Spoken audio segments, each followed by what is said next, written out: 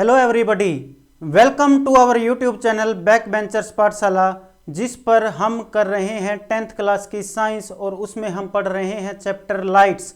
पिछले लेक्चर में हमने कवर किया था उन इम्पोर्टेंट टर्म के बारे में जो हम पिछली छोटी क्लासेस में पढ़ के आ चुके हैं और जो हमारे लाइट के चैप्टर के लिए बहुत इम्पोर्टेंट थी। जो मीडियम्स के बारे में पढ़ना था, जो नियम लॉ पढ़ने थे, उनके बारे में हम पढ़ चुके हैं। अभी तक अगर आपने हमारे चैनल को सब्सक्राइब नहीं किया है तो चैनल को सब्सक्राइब कर लीजिएगा।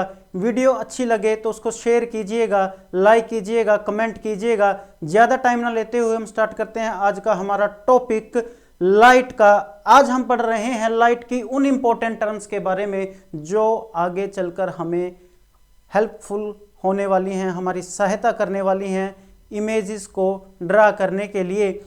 हमने कल देखा था कि हमने एक स्फीयर को काट के एक मिरर बनाया था जिसको कनकेव मिरर कहते थे, जिसकी शेप थी बिल्कुल गुफा की तरह की। एक जो हमने बनाया था कन्वेक्स मिरर बनाया था काट के स्फीयर में से, जिसका पेट बाहर निकला हुआ था, ध्यान रखिएगा। एक सबसे पहले जो टर्म है, ये इंपॉर्टेंट टर्म्स हैं जिनका हम जिक्र आज के लेक्चर में करने वाले हैं। सबसे पहले हम जिक्र करेंगे पोल का। ये पोल क्या होता है, ध्रुव क्या होता है। एक पॉइंट होता है हमारे मिरर पे, ध्यान दीजिएगा। ये मिरर जो पीछे से पॉलिश किया हुआ है, लाइट को पास नहीं होने दे रहा, रिफ्लेक्शन के लॉ को फॉलो करेगा। इसके बिल्कुल सेंटर में एक पॉइंट होता है जिसको P से डिनोट किया जाता है, P से, और इसी को बोला जाता है पोल। तो पोल क्या होता है? पोल होता है रिफ्लेक्टिंग सरफेस के मिड में, रिफ्लेक्टिंग सरफेस के मिड में एक पॉइंट को लेते हैं हम, जिसको पोल बोला जाता है। ध्यान दीजिएगा, पोल हमेशा लाई करता है रिफ्लेक्टिंग सरफेस के ऊपर, lies on the surface of reflecting surface. देखिए यहां पे है जहां पे रिफ्लेक्टिंग सरफेस है। इसका पोल कहां पे होगा? इसका पोल यहां पे होगा, सेंटर पे। अब पोल के बाद हम बात करते हैं सेंटर ऑफ कर्वेचर की। आप लोगों ने यहां पे पढ़ा था कि जिस स्फीयर को काट के मिरर बनाया गया, उस स्फीयर का एक केंद्र था, एक सेंटर था। जब हमने इसको काटा स्फीयर में से, ये वाला सेंटर कहलवाया सेंटर ऑफ कर्वेचर। क्या कहलवाया? Centre of curvature. इसका क्या मतलब होता है कि centre of curvature is the centre of that sphere. Centre of curvature is centre of that sphere from of which the spherical mirror is a part. यानी कि जिस स्फीयर का ये स्फेरिकल मिरर हिस्सा है, उसी के केंद्र को स्फेरिकल मिरर का वक्रता केंद्र कहा जाता है। अब इसका ध्यान रखिए, इसका रिफ्लेक्टिंग सरफेस क्या है? अंदर की साइड है। कहां पे? अंदर की साइड। तो इसका जो सेंटर ऑफ कर्वेचर कहां होगा? यहां पे होगा, और इसको C से डिनोट करते हैं। सेंटर ऑफ कर्वेचर कहां है? रिफ्लेक्टिंग सरफेस के बिल्कुल सामने। जब हम बात करते हैं कन्वेक्स मिरर की, पेट निकले हुए मिरर की, तो उसका सेंटर ऑफ कर्वेचर देखिए, इस स्फीयर का सेंटर कहां पे है? रिफ्लेक्टिंग सरफेस के पीछे। कहां पे? रिफ्लेक्टिंग सरफेस के पीछे। जब स्फीयर का सेंटर ही रिफ्लेक्टिंग सरफेस के पीछे था, तो इस वाले मिरर का सेंटर ऑफ कर्वेचर भी, ये है इसका रिफ्लेक्टिंग सरफेस, इसके पीछे होगा। हमने यहां पे इसको लिख लिया C, सेंटर ऑफ कर्वेचर। अब जो ध्यान रखिएगा, एक बात आपसे पूछ ली जाती है कि centre of curvature lies dash. Centre of curvature कहां पे लाई करता है? ये लाई करता है outside the reflecting surface. Reflecting surface के आउटसाइड में, बाहर होता है। पोल कहां होता है? सरफेस पे, और सेंटर ऑफ कर्वेचर कहां होता है? बाहर, यानी कि वो मिरर पे नहीं होता। इसके बाद जो आपको एक चीज पढ़नी होती है, वो क्या पढ़नी होती है? वो होता है हमारा सी पढ़ चुके हैं, पी पढ़ चुके हैं, अब पढ़ेंगे हम रेडियस ऑफ कर्वेचर। देखिए रेडियस ऑफ कर्वेचर का क्या मतलब है? Radius of curvature, radius of curvature वक्रता अर्धव्यास, इसको आर से डिनोट किया जाता है। वो क्या होता है? जिस स्फीयर से हमने मिरर को काट के बनाया है, उस स्फीयर का कुछ ना कुछ तो रेडियस होगा, कुछ ना कुछ तो उस स्फीयर का रेडियस तो होगा, जिसको वहां पे रेडियस बोला जा रहा था, उसको यहां पे रेडियस ऑफ कर्वेचर बोला जा रहा है, क्योंकि ये कर्व है, ये मिरर क्या है? एक कर्व है, यानी कि radius of curvature is the radius of that sphere, radius of curvature is the radius of that sphere of which the spherical mirror is part. Spherical mirror, spherical mirror जिस sphere का part है, हिस्सा है, उसी के radius को उस spherical mirror का रेडियस ऑफ कर्वेचर बोला जाता है, जिसको हम आर से डिनोट करते हैं। कहां से लेके कहां तक? आप ध्यान दीजिएगा, पी से लेके सी तक की जो दूरी है, पी से लेके सी तक की जो दूरी है, यही होती है रेडियस ऑफ कर्वेचर। जो नेक्स्ट चीज है पर हमें पढ़नी है, वो है प्रिंसिपल फोकस। क्या? Principal axis. प्रिंसिपल एक्सिस का मतलब क्या है? प्रिंसिपल एक्सिस का मतलब है मुख्य धुरा। धुरा क्या होता है? जिस पे कोई चीज घूमती है, जिस पे कोई चीज घूमती है। इसके केस में भी बिल्कुल ऐसा ही है।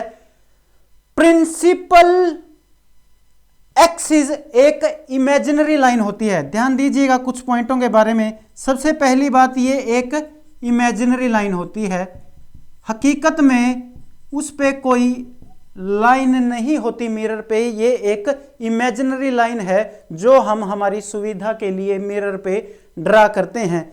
दूसरी बात, प्रिंसिपल एक्सिस के लिए आपको क्या याद रखनी है? प्रिंसिपल एक्सिस वो एक्सिस होती है जो सेंटर ऑफ कर्वेचर और पोल में से पास होती है। ध्यान दीजिएगा, सेंटर ऑफ कर्वेचर और पोल में से पास होने वाली लाइन क्या होती है? प्रिंसिपल एक्सिस, जो एक इमेजिनरी लाइन है। इसके बाद हमें क्या पढ़ना है? इसके बाद एक टर्म पढ़ते हैं हम, जिसको बोलते हैं फोकस। इसको ध्यान रखिएगा, कई बार प्रिंसिपल फोकस बोल दिया जाता है, कई बार फोकस बोल दिया जाता है, तो हम यहां पे जनरली फोकस लिख लेते हैं। फोकस क्या होता है? जो हमारा मिरर है, सेंटर ऑफ कर्वेचर और पोल के बिल्कुल बीच में एक पॉइंट होता है, बिल्कुल सेंटर में एक पॉइंट होता है, जिसको हम बोलते हैं फोकस।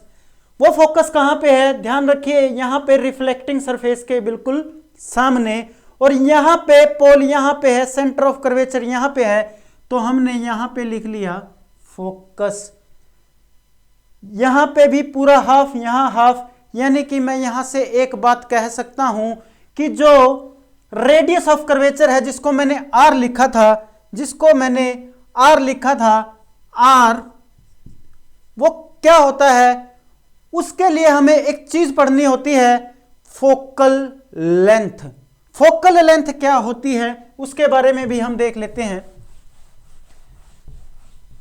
आप लोग रेडियस ऑफ कर्वेचर पढ़ चुके हो, तो अब फोकल लेंथ भी आपके लिए पढ़नी बहुत जरूरी है। फोकल लेंथ क्या होती है? फोकल लेंथ को हम एफ, स्मॉल एफ से डिनोट करते हैं। फोकल लेंथ स्मॉल एफ से डिनोट करते हैं। वो चीज क्या होती है? वो होती है इमेज और मिरर के बीच की दूरी। ध्यान रखिएगा, क्या? जहां पे इमेज बनती है और जो मिरर होता है, उसके बीच की दूरी को कहा जाता है फोकल लेंथ या फोकल डिस्टेंस। और यहां पे जो इमेज है, मान लो यहां फोकस है, तो जो पी एफ है, जो P से लेके F तक की दूरी, P से लेके F तक की दूरी है, इसी को कहा जाता है focal length, the distance between the image and the mirror.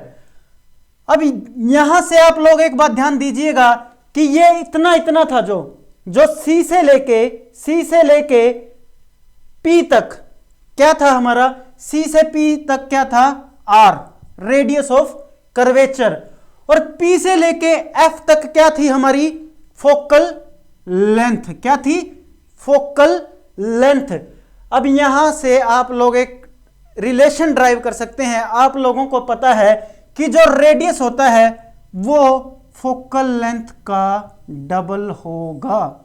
यहां से आप देख सकते हैं कि जो रेडियस ऑफ कर्वेचर है वो फोकल लेंथ का कितना है, डबल।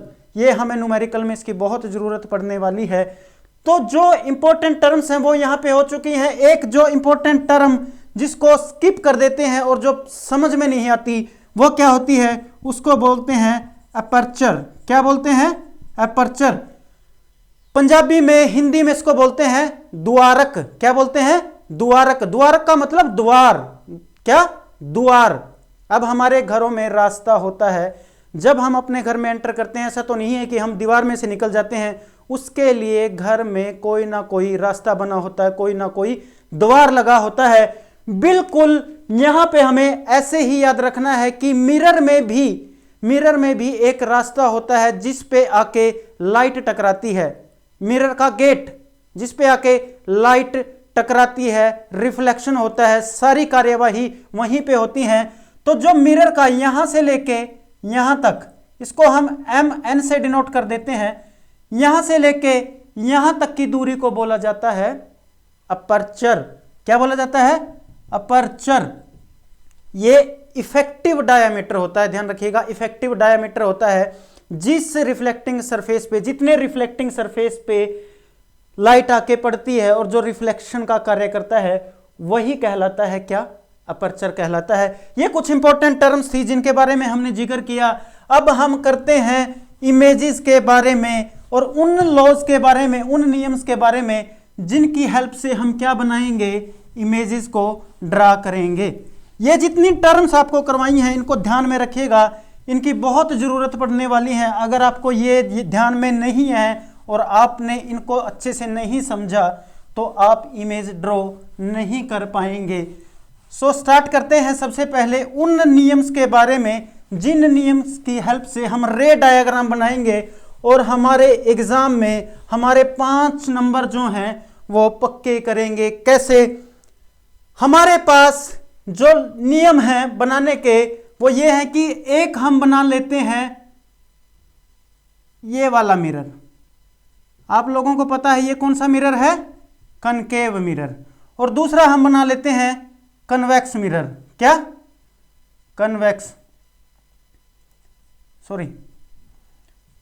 कन्वेक्स मिरर बना लेते हैं। और यहीं से हमें देखनी है उन इमेजेस के नियम कि अगर कोई लाइट कहीं से पास होगी तो वो कैसे कैसे इमेज बनाएगी। हम इनको शॉर्ट में बना लेते हैं, थोड़ा छोटा बना लेते हैं ताकि एक ही बोर्ड पे, एक ही स्लाइड पे इन सबको कवर कर सकें और आपको समझने में आसानी हो। तो सबसे पहले हम बना लेते हैं यहाँ पे छोटा सा कनकेव मिरर और यहाँ पे बना लेते हैं छोटा सा कन्वेक्स मिरर। ये हमने बाहर से कर दिया पॉलिश, इसको हमने अंदर से कर दिया पॉलिश। इसके बाद हमें पता है मैंने बना लिया इस पे एक पॉइंट P और यहाँ पे भी बना लिया मैंने एक पॉइंट P पोल, और इसमें से मैंने एक पॉइंट बना लिया क्या, सेंटर ऑफ कर्वेचर। यहाँ पे भी मुझे पता है सेंटर ऑफ कर्वेचर पीछे होता है, बना लिया। अब सेंटर ऑफ कर्वेचर में से और पोल में से हमें क्या करना है, पास करनी है प्रिंसिपल एक्सिस। यहाँ पे भी हम पास कर देते हैं प्रिंसिपल एक्सिस। अब प्रिंसिपल एक्सिस पे हमने पॉइंट पढ़े थे क्या क्या, सेंटर ऑफ कर्वेचर, और बीच में हमने एक पॉइंट पढ़ा था F, फोकस। P और F के बीच की दूरी फोकल लेंथ, P और C के बीच में एक पॉइंट क्या, फोकस। अब हमें पढ़ना है इनके नियम के बारे में कि लाइट कैसे कैसे आती है और वो कैसे कैसे रिफ्लेक्ट होके वापस चली जाती है। पहला नियम, जब light when light ray falls parallel to principal axis। ध्यान दीजिएगा, जब कोई लाइट की रे प्रिंसिपल एक्सिस के पैरेलल आएगी और आके मिरर से टकराएगी। ये हमारी प्रिंसिपल एक्सिस है, यहां से लाइट आई तो नियम क्या कहता है? नियम ये कहता है कि कोई भी लाइट अगर प्रिंसिपल एक्सिस के पैरेलल आएगी तो वो रिफ्लेक्ट होके हमेशा कहां से पास होगी? फोकस से पास होगी। ध्यान रखिएगा, ये पहला नियम है। और जो दूसरा नियम है वो पढ़ेंगे, परंतु उसको पढ़ने से पहले हमें यहां पे भी देखना है कि अगर यहां पे लाइट पैरेलल आती हो तो वो क्या करेगी। अगर यहां पे लाइट पैरेलल आई, देखिए पैरेलल कहां से आ रही है, ये बात ध्यान दीजिएगा, लाइट कहां से पैरेलल आ रही है और कहां पे लग रही है। यहां पे लाइट आई, देखो इसको मैं अगर आगे ऐसे बढ़ा सकता हूं क्योंकि ये तो एक इमेजिनरी लाइन है। प्रिंसिपल एक्सिस क्या है? एक इमेजिनरी लाइन है, उसको मैं कहीं तक भी बढ़ा सकता हूं, वो मेरी सोच है। मैं उसको 10 किलोमीटर की खींचूं, 20 की खींचूं, 30 की खींचूं, बट हमारा इतना बड़ा बोर्ड नहीं है कि हम 30 किलोमीटर लंबी लाइन खींच सकें। इसलिए मेरी सुविधा के लिए मैंने डॉटेड करके इसको पीछे तक बढ़ा लिया। अब इसके पैरेलल में मैंने क्या गिरा दिया? लाइट को। ये इंसिडेंट रे है, यहां से लाइट आई और आने के बाद ये वापस रिफ्लेक्ट हो गई। आप लोग कहेंगे कि सर आपने कहा था कि जो लाइट पैरेलल आती है वो फोकस से होके गुजरती है, परंतु इसका फोकस तो हमें कहां दिख रहा है? पीछे, रिफ्लेक्टिंग सरफेस के पीछे, शीशे के पीछे। तो अब ये कैसे होगा? जो ये रिफ्लेक्टिंग रे है, ये हमें पीछे फोकस से ही आती हुई दिखाई देगी। फोकस से आती हुई दिखाई देगी, आ नहीं रही, हमें सिर्फ आभास होगा। क्या होगा? आभास होगा। जो दूसरा नियम है वो किसके लिए है? वो है जब रे क्या कहां से पास होगी? फोकस से। कहां से? फोकस से। अब यहां पे देख लीजिए, वही हमारा मिरर, बहुत प्यारा सा मिरर, ये पोल, ये बिल्कुल हमने वही खींच लिया। क्या? सॉरी, इसको बिल्कुल सीधा ड्रा कर लेते हैं, वरना आप लोग कहेंगे कि ये क्या बना दिया। ये सेंटर ऑफ कर्वेचर, ये फोकस, और ये हमारा मिरर कौन सा है? कनकेव। अब यहां पे हम एक और ड्रा कर लेते हैं, प्यारा सा मिरर जिसको हम कहते हैं कन्वेक्स मिरर, पेट निकला हुआ मिरर। और यहां पे वही बात, पोल बना लेते हैं, फोकस बना लिया, सेंटर ऑफ कर्वेचर बना लिया। दूसरी रे जो है हमें कहां से पास करनी है? फोकस से। कर लेते हैं पास, फोकस से। अब ये लाइट गई फोकस से पास होके। जब ये लाइट फोकस से पास हुई तो नियम ये कहता है कि अगर कोई भी मिरर है हमारे पास, स्फेरिकल मिरर है या कोई मिरर है, और उसके फोकस से लाइट गिराई जाएगी तो वो रिफ्लेक्ट होके प्रिंसिपल एक्सिस के पैरेलल जाएगी। कैसे जाएगी रिफ्लेक्शन के बाद? Parallel to principal axis. एक ये नियम हो गया। अब यही नियम देखो उल्टा है बिल्कुल, पैरेलल आई फोकस से गई, फोकस से आई पैरेलल गई, बिल्कुल पैरेलल आई फोकस से गई, फोकस से आई पैरेलल गई। अब यहां पे भी देख लेते हैं, अब यहां फोकस से कैसे गुजारे हैं। हमें फोकस, हमें पता है यहां पे है, ये सेंटर ऑफ कर्वेचर है, मिरर के पीछे से तो हम जो लाइट है वो नहीं गुजार सकते। तो हमने क्या किया, बिल्कुल ऐसे मान के एक लाइट ऐसे आ गई, जो हमने इमेजिन कर ली कि हम जो पीछे फोकस है उस पे डाल रहे हैं, और ये लाइट टकराने के बाद ऐसे पैरेलल, कैसे? पैरेलल, बिल्कुल ऐसे पैरेलल, ये थोड़ी टेढ़ी है, ऐसे बिल्कुल पैरेलल, बिल्कुल पैरेलल। किसके पैरेलल? प्रिंसिपल एक्सिस के पैरेलल रिफ्लेक्ट होके चली जाएगी। जो तीसरा नियम है वो हमें क्या पढ़ना है, बहुत ही इंपॉर्टेंट है, ध्यान रखिएगा। इससे 1 नंबर का क्वेश्चन तो बहुत बार पूछा जाता है। जब लाइट पास होती है सी से, सेंटर ऑफ कर्वेचर से, तब क्या होता है। हमने बना लिया हमारा प्यारा सा मिरर,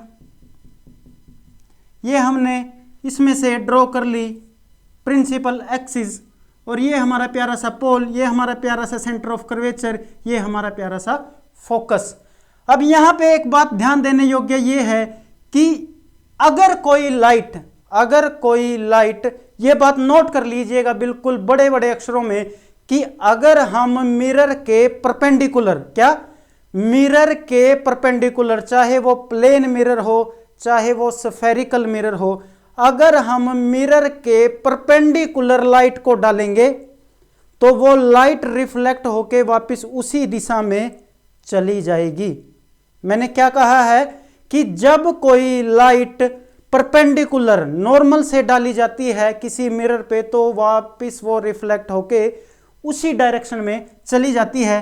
कैसे, मैंने इसको थोड़ा छोटा कर लेता हूं ताकि हमारा सही से बन जाए इमेज। ये सी है, मैंने क्या किया, लाइट को यहां से पास करवा दिया, कहां से, सेंटर ऑफ कर्वेचर से। ये लाइट यहां पे आ रही थी, तो जो नियम मैंने बताया, जब भी स्फेरिकल मिरर पे हम परपेंडिकुलर ड्रा करेंगे तो ध्यान रखिएगा वो परपेंडिकुलर कहां से ड्रा करते हैं, सी से, सेंटर से। कहां से, सेंटर से। तो जब परपेंडिकुलर कोई गई तो वो वापस भी उसी डायरेक्शन में आएगी। ध्यान रखिएगा, सेंटर ऑफ कर्वेचर से पास होने वाली लाइट की रेज जिस डायरेक्शन से आई उसी डायरेक्शन में वापस चली जाएगी। 1 नंबर के क्वेश्चन में पूछा जाता है कि अगर लाइट को 90 डिग्री एंगल पे मिरर पे गिराया जाता है तो उस लाइट की डायरेक्शन क्या होगी, सेम डायरेक्शन, जिस डायरेक्शन से आई थी उसी डायरेक्शन में वापस चली जाएगी। ऐसे ही हम यहां पे बना लेते हैं एक प्यारा सा मिरर जिसको हम कहते हैं कन्वेक्स मिरर, और उसमें हम ड्रॉ कर लेते हैं प्रिंसिपल एक्सिस, और ये हमारा सेंटर ऑफ कर्वेचर, और ये फोकस थोड़ा आगे बना लेते हैं ताकि सेंटर में लगे, और ये है हमारा पोल। क्या कहा, सेंटर ऑफ कर्वेचर से रे पास करवानी थी, यहां से सेंटर ऑफ कर्वेचर से लाइट आई, वो सेंटर ऑफ कर्वेचर से ही वापस चली जाएगी। बिल्कुल सेम चीज है प्लेन मिरर में। जब हम पढ़ते थे प्लेन मिरर में ऐसे हम ड्रॉ करते थे परपेंडिकुलर नॉर्मल, ये वही नॉर्मल है। देखिए जब यहां से आपको नॉर्मल ड्रा करना होता है तो आप ऐसे, आपको पता है नॉर्मल कहां पे डाला जाता था, जब पिछले लेक्चर में हमने डिस्कस किया था नॉर्मल हम कहां पे डालते थे, पॉइंट ऑफ इंसिडेंस पे, यानी कि जहां पे आके लाइट टकराती थी। यहां पे लाइट आके कहां पे टकरा रही है, यहां पे, तो हम सी से ऐसे नॉर्मल डालते हैं अगर हमें डालना पड़ेगा। ये एंगल आई होता है, और जो रिफ्लेक्टेड रे और नॉर्मल के बीच में मिलके एंगल बनना होता है उसको कहते हैं एंगल ऑफ रिफ्लेक्शन। ध्यान दीजिएगा। अब एक केस बच जाता है हमारा चौथा, कि ओब्लिकली, यानी कि अगर कोई लाइट तिरछी आके गिरती है तो ऐसे हमारा एक प्यारा सा मिरर, और ये हमारी प्रिंसिपल एक्सिस, ये हमारा सेंटर ऑफ कर्वेचर, ये हमारा फोकस, लाइट आके ऐसे तिरछी गई और ऐसे तिरछी ही वापस चली जाएगी। ये एंगल ऑफ इंसिडेंस, ये एंगल ऑफ रिफ्लेक्शन। बिल्कुल इस केस में भी सेम है, लाइट आई, टकराई, वापस गई, ये एंगल ऑफ आई और आर। आपको यहां पे देखने पे लग रहा होगा कि जो हमने लॉ ऑफ रिफ्लेक्शन पढ़ा था वो यहां पे बिल्कुल क्लियरली नजर आ रहा है, बिल्कुल क्लियर, कि angle of incidence is equal to angle of reflection. इन सभी मिरर्स में वो लॉ एप्लीकेबल होता है, बट वो यहां पे विजिबल नहीं हो पाता हमें, वो एक अलग बात है। बट ध्यान रखिएगा वो लॉ कहीं भी फेल नहीं होता मिरर के केस में। ये सारी चीजें हैं जिनका हम रे डायग्राम बनाने में यूज करेंगे। ध्यान रखिएगा, पैरेलल आई, फोकस से गई, फोकस से आई, पैरेलल गई, सेंटर ऑफ कर्वेचर से आई, सेंटर ऑफ कर्वेचर में ही वापस चली गई, क्योंकि ये नॉर्मली डाली गई थी, नॉर्मल पे डाली गई थी। ओब्लिकली आई तो जितने एंगल पे तिरछी आई थी उतने एंगल पे ही वापस चली गई। अब जो यहाँ तक के नियम है आप अच्छे से पढ़ के आइएगा। अब नेक्स्ट लेक्चर में मिलते हैं हम कनकेव मिरर की इमेजेस के साथ। लेक्चर अच्छा लगा हो तो उसको शेयर कर दीजिएगा। Thank you.